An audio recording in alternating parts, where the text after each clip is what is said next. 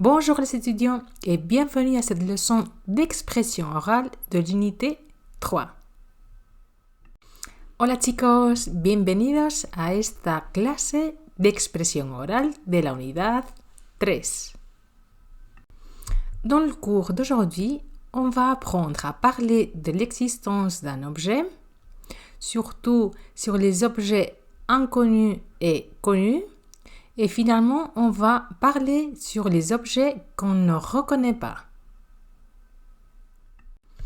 En la clase de hoy vamos a hablar sobre la existencia de objetos, sobre todo sobre los objetos conocidos y desconocidos, y finalmente hablaremos sobre aquellos objetos que no reconocemos.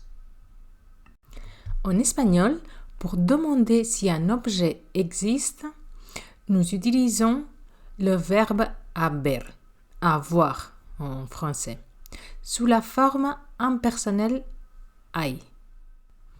Et la structure est la suivante. Verbe avoir, quantité et nom. Por ejemplo, ¿hay un ordenador en la clase? Et puis on répond, si, hay uno encima de la mesa. Et on peut aussi répondre, si, hay uno. Ça serait la réponse courte parce qu'on n'est pas obligé de tout répéter. Et attention, qu'est-ce qui se passe avec les noms au pluriel? Alors, dans ce cas, la quantité, c'est-à-dire l'article indéfini, disparaît. Por ejemplo, ¿hay diccionarios en esta sala? Sí, hay diccionarios. O sí, hay diccionarios en esta sala. Otro ejemplo. ¿Hay hojas en la fotocopiadora? Sí, hay hojas en la fotocopiadora. O sí, hay hojas. Comme vous le voyez, ici, on n'utilise pas l'article indéfini un, una, unos ou unas. Quand l'objet n'existe pas, on utilise la formule no hay. Il n'y a pas en français. Donc, por ejemplo, ¿hay un bolígrafo azul en tu estuche? No, no hay. Comme on vient de voir, quand l'objet est inconnu, c'est-à-dire qu'on ne sait pas s'il existe ou non, on utilise la forme hay.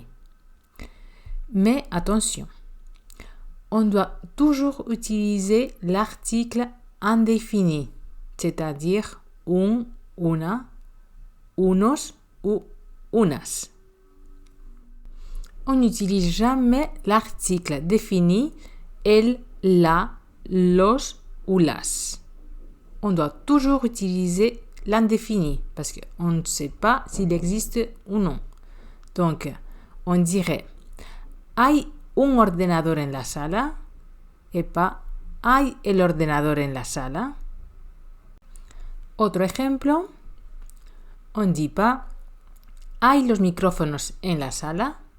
Mais ¿hay micrófonos ou hay micrófonos en la sala?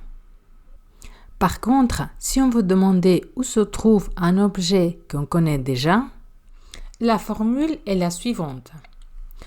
Le verbe estar conjugué à la deuxième personne du singulier ou du pluriel, l'article défini plus les compléments.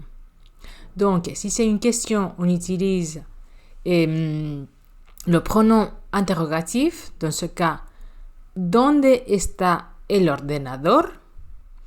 Et on répond, está encima de la mesa del profesor. Donc, dans ce cas-là, on utilise l'article défini parce qu'on connaît déjà l'objet. On n'est pas obligé d'utiliser l'article indéfini un, que dans ce cas, c'est pour des objets inconnus. Donc, la différence entre l'utilisation de l'article indéfini ou défini, c'est vraiment l'existence de l'objet. c'est-à-dire si on connaît ou on ne connaît pas l'objet. Si on ne le connaît pas, on utilise l'article indéfini, un, una, unos, unas. Et si on connaît l'objet, on utilise l'article défini, el, la, los, las. Otro ejemplo, ¿dónde están las llaves? Ici, j'utilise l'article défini las parce que je connais déjà les clés. Je les ai déjà vues auparavant. Voyons maintenant comment parler des objets qu'on ne reconnaît pas. Quand nous voyons quelque chose que nous ne reconnaissons pas et que nous voulons savoir ce que c'est, nous utilisons la formule ¿Qué es esto? Et esto, c'est la forme neutre, c'est-à-dire il n'est pas ni au féminin ni au masculin, des pronoms démonstratifs este, esta. Esto, on l'utilise quand l'objet est près de nous. Eso, on l'utilise quand il est un peu plus éloigné de nous. Et puis aquello, quand il est totalement éloigné de nous.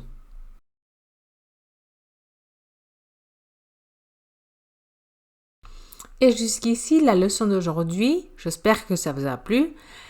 N'oubliez pas de télécharger les documents de cette leçon, c'est-à-dire la leçon en PDF, les activités, la vidéo, les audios.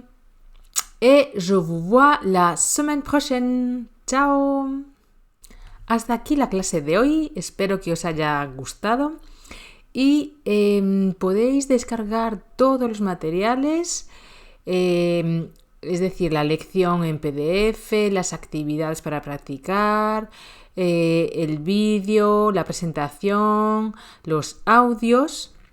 Y para ello os dejo un link debajo del vídeo en YouTube. Así que nos vemos la próxima semana. Et je vous rappelle qu'on aura le prochain cours le 15 mars sur la grammaire et le 22 mars sur l'orthographe et la pronunciación. Allez, chao.